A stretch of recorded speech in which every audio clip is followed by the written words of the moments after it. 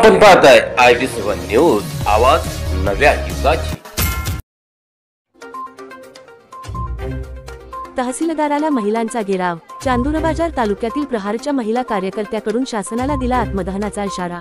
तहसीलदार यांना निवेदन सादर। गेल्या 5 दिवसापासून माजी आमदार बच्चू कडू मोझरी येथे अन्नत्याग आंदोलन करीत असून त्यांची प्रकृती खालावली असल्यामुळे तालुक्यातील प्रहार महिला आक्रमक झाल्या असून त्यांनी थेट शासनाला आत्मदहनाचा इशारा दिला आहे।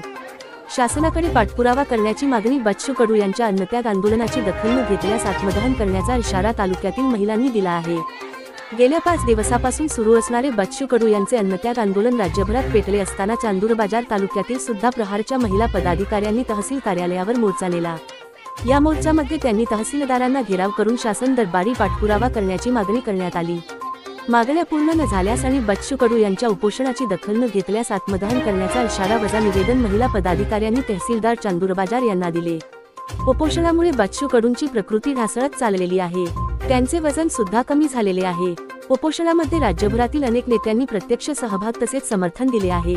त्याचप्रमाणे मोठ्या प्रमाणात शेतकऱ्यांनी सुद्धा या आंदोलनामध्ये प्रत्यक्ष भाग घेतलेला आहे। आता हे आंदोलन राज्यभरात उग्र स्वरूप घेताना निदर्शनास येत आहे। तरी शासनाने याची वेळीच दखल घेऊन बच्चू कडू यांच्या शेतकरी हिताच्या तसेच इतर मागण्या मान्य करावे। यासाठी तालुक्यातील प्रहार महिला कार्यकर्त्या तसेच पदाधिकारी आणि महिला शेतकरी शेतमजूर मोठ्या संख्येने उपस्थित होताना दिसत आहेत। निवेदन देते वेळी प्रहारच्या महिला कार्यकर्ते तहसील कार्यालय मोठ्या प्रमाणात उपस्थित होत्या। संदीप वानखडे, प्रतिनिधी IB7 न्यूज, चांदूरबाजार, अमरावती। गेल्या 5 दिवसापासून अचलपूर विधानसभेचे माजी आमदार बच्चू कडू हे मोझरी येथे अन्नत्याग उपोषणाला बसले आहे। त्या निमित्ताने चांदूरबाजार येथील प्रहार रुग्णसेविका यांचा भाऊ बच्चू कडू यांना पाठिंबा आहे आणि त्यांनी तहसीलदार यांना आत्मदहनाचा इशारा दिलाय। तर आपण आत्मदहन कसं करणार आहे? आज 5 दिवस झाले बच्चू कडू हे उपोषणाला बसलेले आहेत व त्यांची तब्येत थोडी खालावलेली आहे। जर त्यांच्या जीवाला कशाने काही झालं तर आम्ही आत्मदहन करू असं आम्ही निवेदन माननीय तहसीलदार साहेब यांना दिलेलं आहे। व भाऊ एवढे महाराष्ट्रासाठी करत आहे। आम्ही सर्व महिला मंडळी व आमचा मतदारसंघ पूर्ण आम्ही भाऊच्या सोबत आहे, पूर्ण महाराष्ट्र भाऊच्या सोबत आहे। आणि अजूनपर्यंतही जर प्रतिक्रिया शासनाची प्रतिक्रिया नाही आली तर आम्ही वेगवेगळ्या प्रकारे असेच आंदोलन चालू ठेवू। तर तुम्ही कोण्या पद्धतीचं आत्मदहन करणार आहे? आम्ही अन्न त्याग करणार आहे, चूल पाणी बंद करणार आहे घरांचा आणि सहपरिवारासोबत अन्न त्याग करणार आहोत। अन्न त्याग करणार आहे, आत्मदहनही करणार आहे। जोपर्यंत आमचा जीव नाही जात तोपर्यंतच आम्ही उपाशी राहू, बिलकुल आमचा जीव जाईपर्यंत। जय प्रहार, जय। आम्ही नेहमी बच्चू भाऊ सोबतच आहे। आम्ही शेतकऱ्यांचे लेकरं आहोत, आम्ही नेहमी बच्चू भाऊ सोबतच राहू।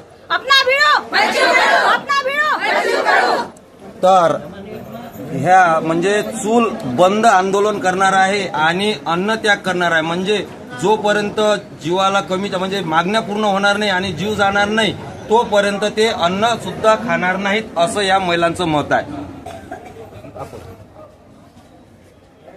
बच्चू कडू यांचं मोझरी या ठिकाणी 5वा दिवस आज आहे आणि या 5व्या दिवसामध्ये अजूनपर्यंत सरकारकडून कोणती प्रतिक्रिया आली नाही। त्यामुळे आम्ही सर्व महिला पेटलेल्या आहोत आणि आज एक इशारा आपल्याला देऊ इच्छिते मीडियाच्या माध्यमातून की जर काल बच्चू भाऊचा ज्या वेळेस संपूर्ण त्यांची शक्ती आणि त्यांचा जे विकनेसपणा आलेला होता, त्यांच्या डोळ्यातले अश्रू आम्ही बघितले आणि फार मोठं महाराष्ट्राला लाजिरवाणी गोष्ट आहे की ज्याच्यासाठी आम्ही रडत आहे परंतु तो व्यक्ती सुद्धा आमच्यासाठी, शेतकऱ्यासाठी, दिव्यांगासाठी, सर्व समाजासाठी आपल्या डोळ्यातले अश्रू गाळत आहे।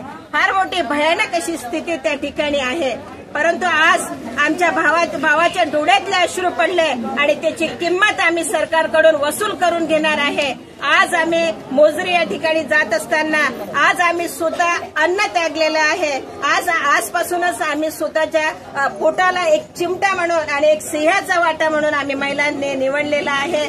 कारण जोपर्यंत सरकार कोणत्याही गोष्टीचा निर्णय घेणार नाही तोपर्यंत प्रत्येक शहरात, प्रत्येक जिल्ह्यात, प्रत्येक तालुक्यामध्ये आम्ही पेटून काढणार आहे आणि आंदोलन आज आम्ही शांततेने केलेलं आहे। पण पुढचा इशारा हा भयानक कृतीने होणार, याच्यामध्ये आमचा जीव जरी गेला, पोलीस स्टेशनमध्ये जरी आम्हाला टाकण्यात येईल तरी आम्ही मागे घेणार नाही आणि अन्नाचा दाना आज आम्ही उपासामध्ये आहे. आजपासूनच आम्ही स्वतःला आमच्या शरीराला ज्याप्रमाणे भाऊला पीडा होत आहे, ज्याप्रमाणे तो व्यक्ती आमच्यासाठी स्वतःसाठी नाही परंतु आमच्यासाठी त्याने जीवन समर्पण केलेलं आहे, त्याचप्रमाणे आम्ही सुद्धा यामध्ये उपोषणामध्ये सामील होत आहे. आणि एकच इशारा सरकारला देत आहे की देवेंद्र भाऊ तुम्ही बोलले त्याप्रमाणे करावं.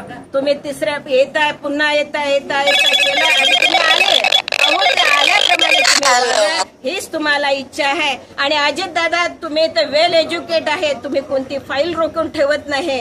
परंतु आज उपमुख्यमंत्रीला मी एक इशारा देते की दादा तुम्ही भाऊबद्दल विचार करा, भाऊचा नाही तर संपूर्ण महाराष्ट्राचा विचार करा आणि योग्य निर्णय तुम्ही घ्या. हीच आमच्या आजच्या दिवशी तुम्हाला विनंती आहे.